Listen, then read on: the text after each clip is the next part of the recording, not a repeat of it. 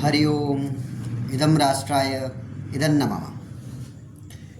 जैसा कि हम पहले भी चर्चा कर चुके हैं कि पथिक संदेश पत्रिका के 34-35 30 से 35 पे पृष्ठों में समाज जीवन के हर अंग को स्पर्श करने का प्रयास रहता है।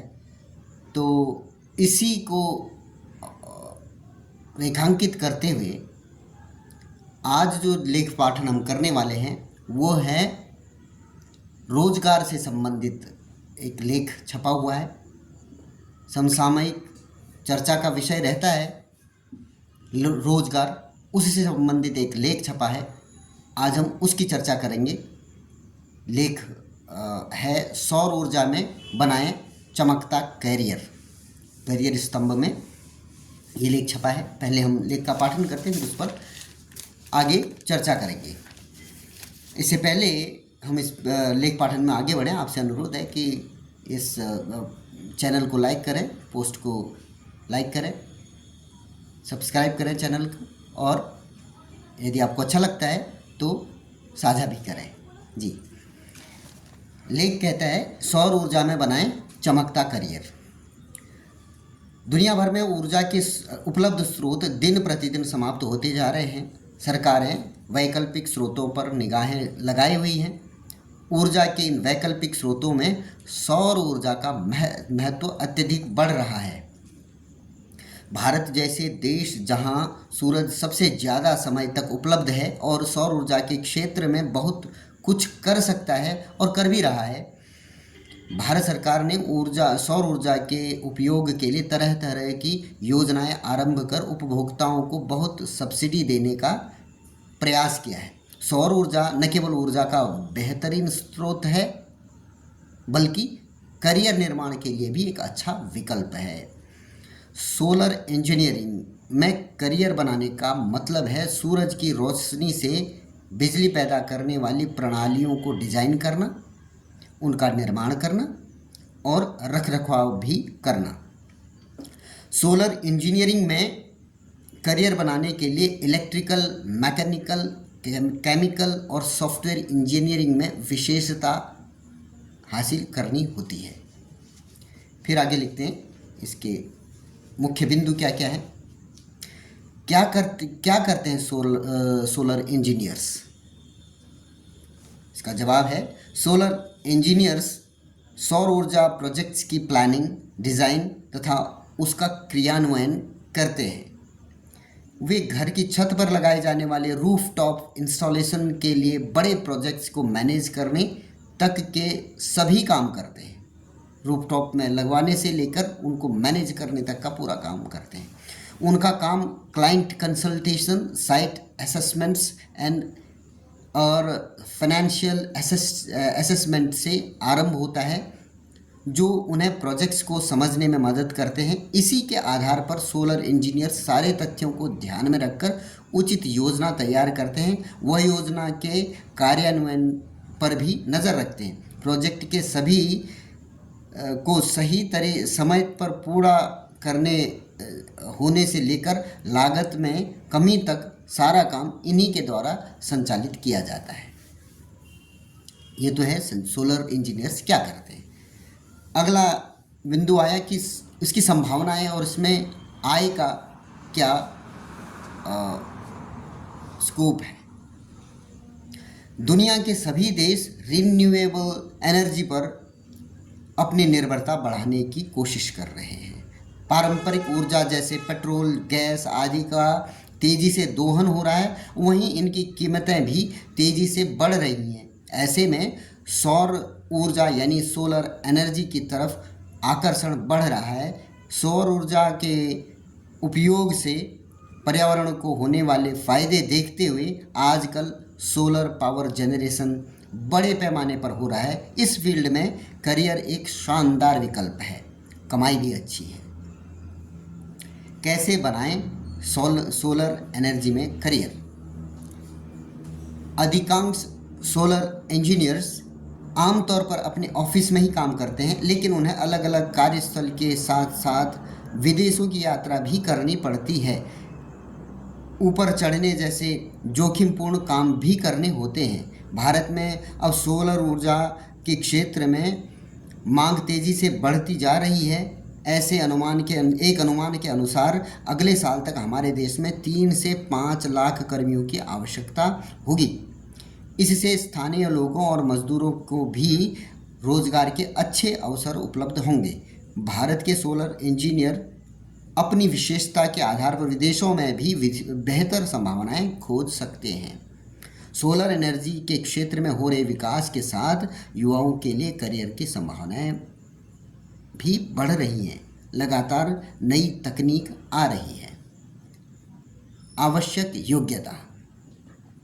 सोलर एनर्जी में करियर बनाने के लिए उम्मीदवार का मैथ्स, केमिस्ट्री और फिजिक्स विषयों के साथ 12वीं पास होना अनिवार्य है।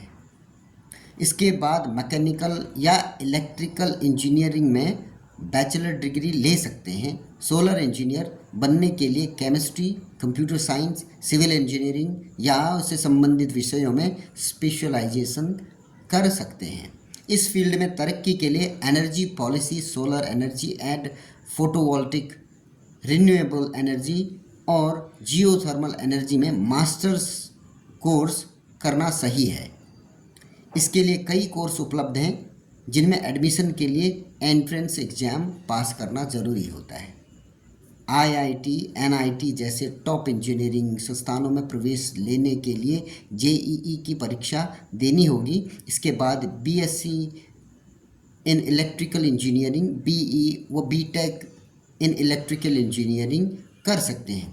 पोस्ट ग्रेजुएशन एमई या MTech in electrical engineering, MSc in electrical engineering, BTech solar and under alternative energy तथा MTech in renewable energy course कर सकते हैं। कुछ संस्थानों में पोस्ट ग्रेजुएट लेवल के एनर्जी मैनेजमेंट आदि कोर्स चलाए जाते हैं। पढ़ाई के लिए महत्वपूर्ण संस्थान। वैसे तो देश भर के सभी प्रमुख विश्वविद्यालयों में सोलर इंजीनियरिंग के कोर्स चलाए जाते हैं, लेकिन इसके लिए कुछ महत्वपूर्ण स्थान हैं। IIT Kharagpur, IIT Jodhpur, university of petroleum and energy studies Uttarakhand Dehradun में है, national institute of technology NIT Calicut, Aryabhatta knowledge university Patna Bihar, Anna university Chennai, Indian institute of solar energy Thane Maharashtra. तो कई बार हमारे युवाओं को एक दिशा की आवश्यकता होती है कि हम क्या कर सकते हैं। कई बार ये होता है कि 12वीं के पास हम क्या करें, एक होड़ सी लगी रहती है कि आजकल जैसे कंप्यूटर साइंस है, सारे जो अभ्यर्थी हैं प्रयास करते हैं कि कंप्यूटर साइंस में ही हमें मौका मिले तो अच्छा रहेगा, परंतु जानकारी होना अच्छा है। तो इसमें जैसे electrical engineering, mechanical engineering, civil engineering के माध्यम से भी आपके पास, क्योंकि सब जगह इंजीनियर्स की आवश्यकता होती है, आपके पास बहुत बड़ा स्कोप है। कई बार हम लोग काफ़ी सीमित स्थान पर फोकस कर लेते हैं और उससे जो बड़ा विस्तृत भूभाग है करियर का वो छूट जाता है। ये एक छोटा सा प्रयास पत्रिका का है कि एक ये भी समाज का एक अंक है जहाँ पर करियर से संबंधित बातें भी होनी चाहिए। तो एक 35 पेज की पत्रिका में अगर इतनी सारी चीज़ें आ रही हैं तो एक अच्छा प्रयास है। तो पुनः आप लोगों से अनुरोध रहेगा कि पथिक संदेश पत्रिका या ऐसी कोई भी राष्ट्रवादी पत्रिका जिन पर जो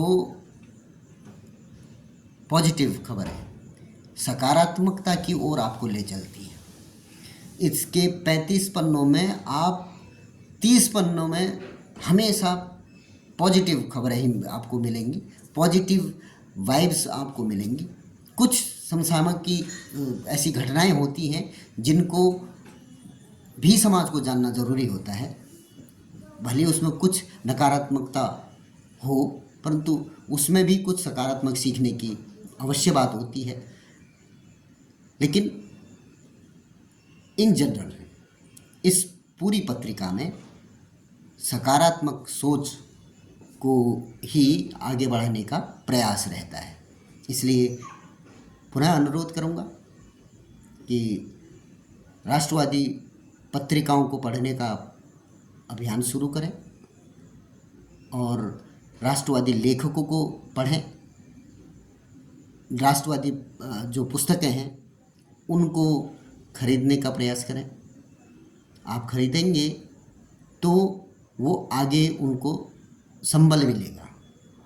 शेष किसी दूसरे अंक में किसी दूसरे अन्य विषय के साथ आपके सम्मुख उपलब्ध पुनः आएंगे। तब तक के लिए धन्यवाद। जय श्री राम।